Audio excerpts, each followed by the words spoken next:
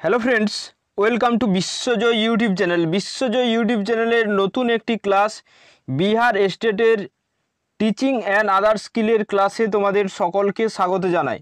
দেখো, তোমাদের টিচিং এবং আদার স্কিলের যে বিহার স্টেট 2023-এ এই সিলেবাসটি তোমাদের দেওয়া হয়েছিল। তোমাদের এক্সাম কোন মাসে হবে সম্ভাবনা রয়েছে, হয় মের লাস্ট উইক, তাছাড়া তোমাদের জুন ভোটের পরবর্তীতে রেজাল্টের পরে কিন্তু এক্সামটা হবে। দেখো, এখানে তোমাদের যে সাবজেক্টের ধরে নাও তোমাদের 100 নাম্বারের পরীক্ষা, সঙ্গে সঙ্গে তোমাদের কি আছে যে টিচিং অ্যান্ড আদার স্কিল থেকে আছে 50 নাম্বারের। দেখো, আর্ট অফ টিচিং থেকে কিন্তু 30টি প্রশ্ন আছে এবং আদার স্কিল থেকে আছে 20টি প্রশ্ন। এখান থেকে তুমি যে কোনো সময় 20 থেকে 30 নাম্বার কিন্তু পেয়ে যাবে। আমি তোমাদের যে কয়টি ক্লাস দেব এক্সামের আগে, আমি চেষ্টা করব 5 থেকে 10টি ক্লাস দেওয়ার, ঠিক আছে, যেগুলো আমি প্রিভিয়াস ইয়ার্সের তোমাদের স্টেটের যে টিচিং এবং আদার স্কিলের যে প্রশ্নগুলো এসেছিল সেখান থেকে প্রত্যেকটি প্রশ্ন আমি তোমাদের আলোচনা করব এবং সেই রিলেটেড তোমাদের প্রশ্ন কিন্তু বিহার স্টেটের এই টিচিং স্কিলের প্রশ্নপত্রে তোমরা পেয়ে যাবে। সঙ্গে সঙ্গে ভিডিওটি তোমরা তোমাদের প্রত্যেকটি বন্ধুদের সঙ্গে অবশ্যই শেয়ার করে নিও। যদি আমরা টিচিং স্কিলের দেখো সিলেবাসটা দেখি, এই আর্ট অফ টিচিং থেকে 30 নাম্বারে আছে। এখানে ধরে নাও যেমন তোমার প্রাইমারি আপার প্রাইমারি যে ধরে নিতে পারো, যেমন পেডাগোগি যে অধ্যায় আমাদের আছে সেখানে যেমন কোশ্চেন সেই রকমই কিছুটা কোশ্চেন এখানে আমাদের হয় সেই টাইপের। এবং এখানে আদার স্কিল থেকে জেনারেল নলেজ, এখানে বিহার সম্পর্কে আমাদের জানতে হবে, বিহারের ভূগোল সম্পর্কে আমাদের জানতে হবে, সে সঙ্গে সঙ্গে এনভায়রনমেন্টাল সায়েন্স, ঠিক আছে, ম্যাথামেটিক্স যেটা আছে, অ্যাপটিটিউড এবং লজিক্যাল রিজনিং আছে। এগুলো তোমাদের 20 নাম্বারের 5-5-5-5 করে থাকবে, 4-5-এ 20 নাম্বার থাকবে, ঠিক আছে।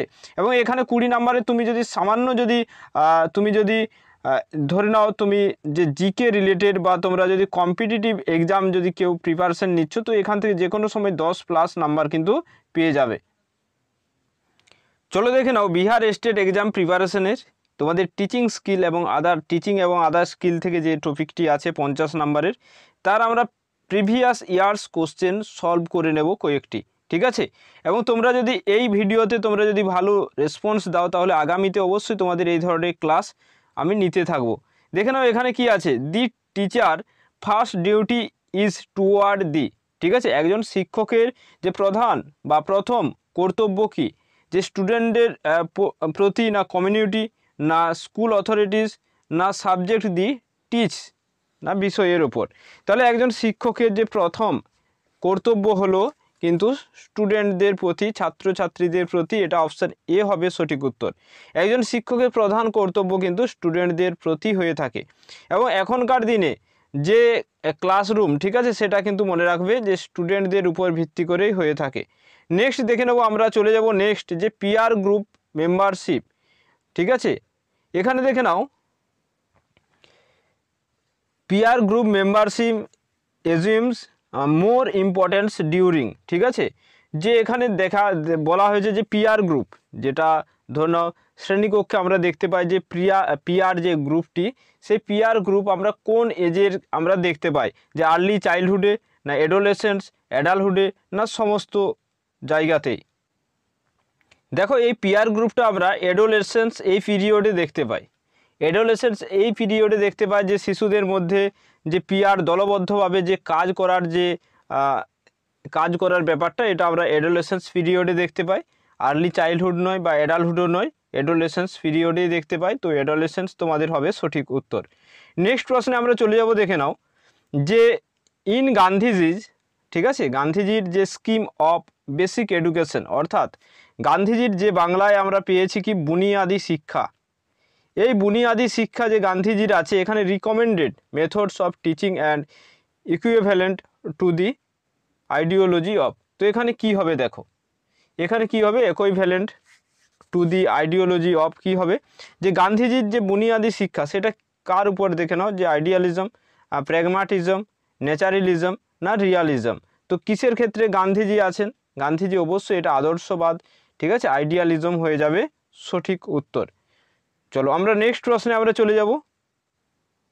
সেই সঙ্গে সঙ্গে যদি আমরা দেখি, দেখো যে স্কিম অফ বেসিক এডুকেশন সম্পর্কে, দেখো এই বুনিয়াদি শিক্ষা যে গান্ধীজির প্রবর্তিত একটি শিক্ষানীতি, যার দ্বারা শিশুদেরকে হাতে কলমে শেখার যে ব্যাপারটা এখানে বলা হয়েছে, যে শিশুদেরকে হাতে কলমে শেখাতে এবং 14 বছর বয়স পর্যন্ত শিশুদেরকে অবৈতনিক ও বাধ্যতামূলক যে শিক্ষা এগুলো দিতে হবে।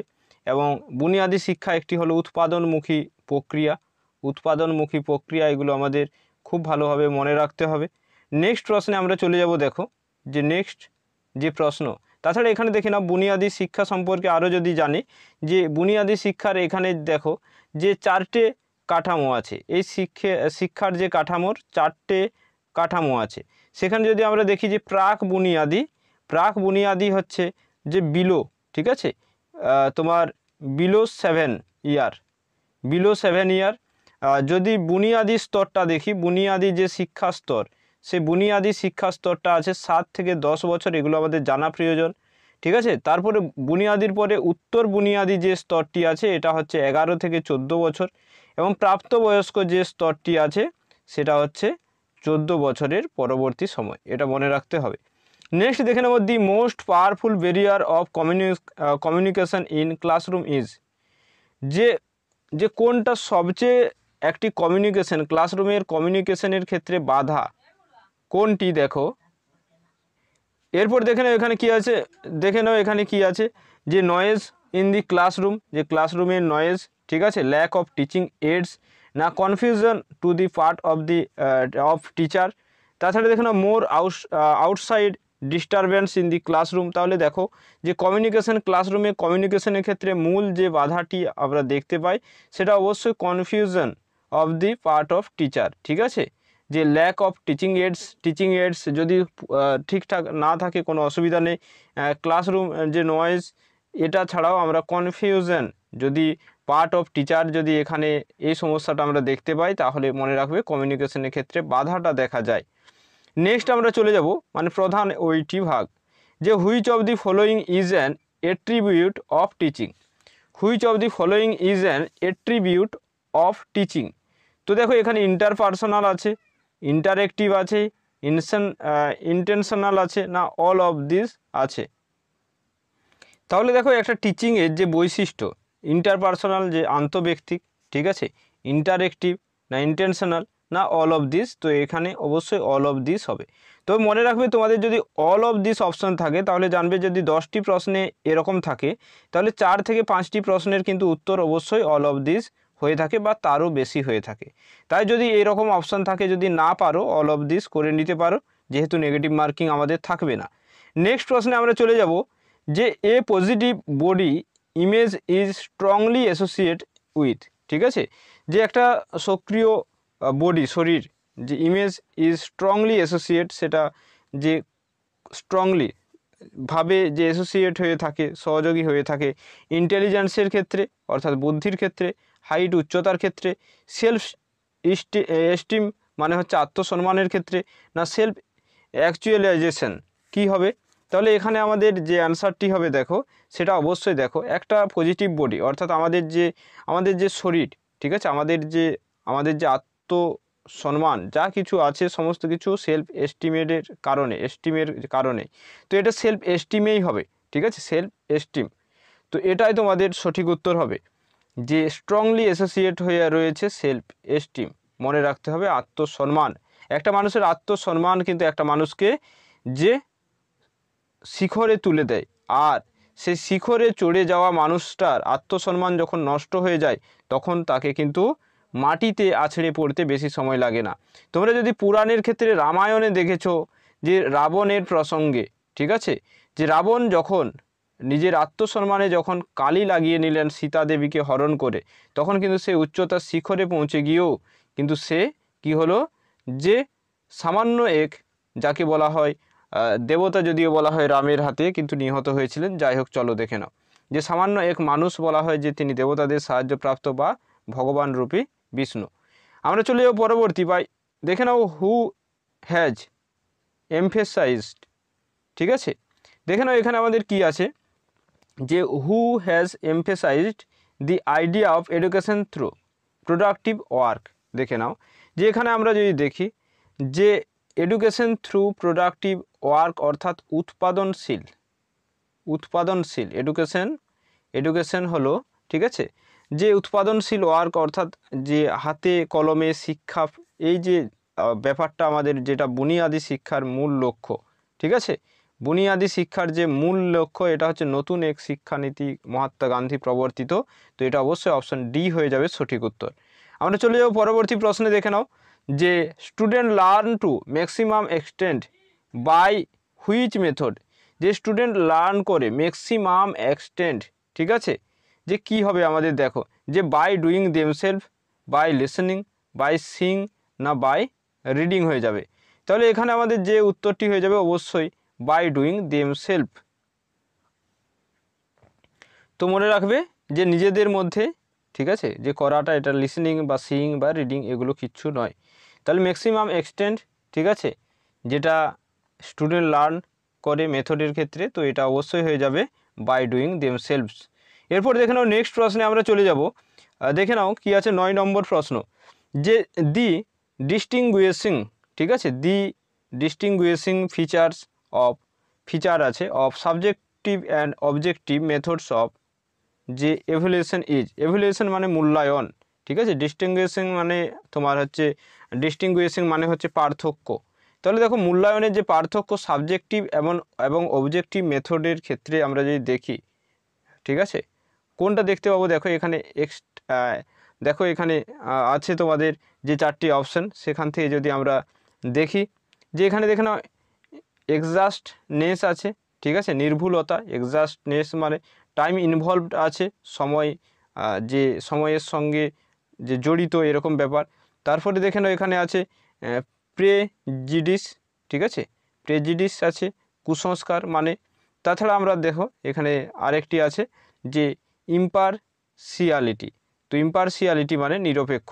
তো এখানে দেখতে হবে যে এটা যে পার্থক্যটা এখানে দেখতে পাচ্ছি সাবজেক্টিভ এবং অবজেক্টিভ যে মেথড এভালুয়েশনের ক্ষেত্রে, এটা অবশ্যই আমাদের যে উত্তর হয়ে যাবে সেটি যে এক্সাক্ট, ঠিক আছে, এক্সাক্টনেস হবে। তো এটা তোমাদের অপশান এ হয়ে যাবে যে নির্ভুলতা। কারণ দেখো আমরা যখন অ্যান্সার করি তখন সেটা নির্ভুল হলেই কিন্তু সেটার ক্ষেত্রে আমরা যে ভালো নাম্বার পেয়ে থাকি। এরপর দেখে নাও the classroom communication should essentially be, যে ক্লাসরুম কমিউনিকেশনের ক্ষেত্রে কোনটি সবচেয়ে গুরুত্বপূর্ণ, ঠিক আছে, দেখে নাও কন্ট্রাইভড মানে কল্পিত একটি আছে ব্যাপার। তাছাড়া নন ডেসক্রিপটিভ মানে বর্ণনামূলক নয়, এমফ্যাথেটিক, ঠিক আছে, এমফ্যাথেটিক সহানুভূতিশীল, না অ্যাবস্ট্রাক্ট বিমূর্ত। তো এটা অবশ্যই ক্লাসরুমের ক্ষেত্রে মনে রাখবে এসেন্সিয়াল কমিউনিকেশন যেটা এমফ্যাথেটিক সহানুভূতিশীলের সঙ্গে আমাদের কি করতে হবে, ক্লাসরুমের মধ্যে নিয়ন্ত্রণ করতে হবে, শিশুদেরকে বোঝাতে হবে, এগুলো আছে।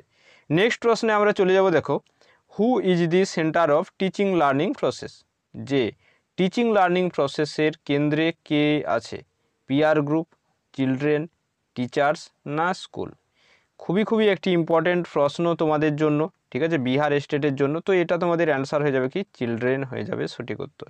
তাহলে দেখো আজকের এই তোমাদের টিচিং স্কিলের বা আদার স্কিলের ক্লাসে আমি তোমাদের এখান থেকে যদিও টিচিং স্কিল থেকে 11টি প্রশ্ন আলোচনা করলাম। তো এই ধরনের ক্লাসের জন্য আমি বলবো এই ক্লাসটি তোমরা যতটা সম্ভব সাপোর্ট করো, শেয়ার করো, ঠিক আছে। তো এই ধরনের ক্লাস তোমাদের সাপোর্টের উপর ভিত্তি করে আমি তোমাদের কথা দিচ্ছি। তো এই ধরনের ক্লাস আমি আগামীতেও নিয়ে আসবো, ঠিক আছে। তো প্রত্যেকেই ততক্ষণ সুস্থ থেকো, এবং যারা আমাদের টেলিগ্রাম গ্রুপে যুক্ত হওনি, ঠিক আছে, বিশ্বজয় অফিসিয়াল টেলিগ্রাম গ্রুপ, তাহলে বাংলার যে টেলিগ্রাম গ্রুপটি আছে দেখো ডেসক্রিপশন বক্সে লিঙ্ক আছে, গ্রুপগুলোতে যুক্ত হয়ে থাকতে পারে। যখনই আমি ক্লাস আপলোড দেব সেখানে তোমাদের জানিয়ে দেওয়া হবে। প্রত্যেকেই ভালো থাকবে, থ্যাংক ইউ সো মাচ। আর এক্সাম বললাম যে হলে মেয়ের লাস্ট উইকে তোমাদের এক্সাম হবে, তাছাড়া জুন ভোটের পরে এক্সাম হবে, ঠিক আছে। চলো রাখলাম আজকে, ভালো থাকবে।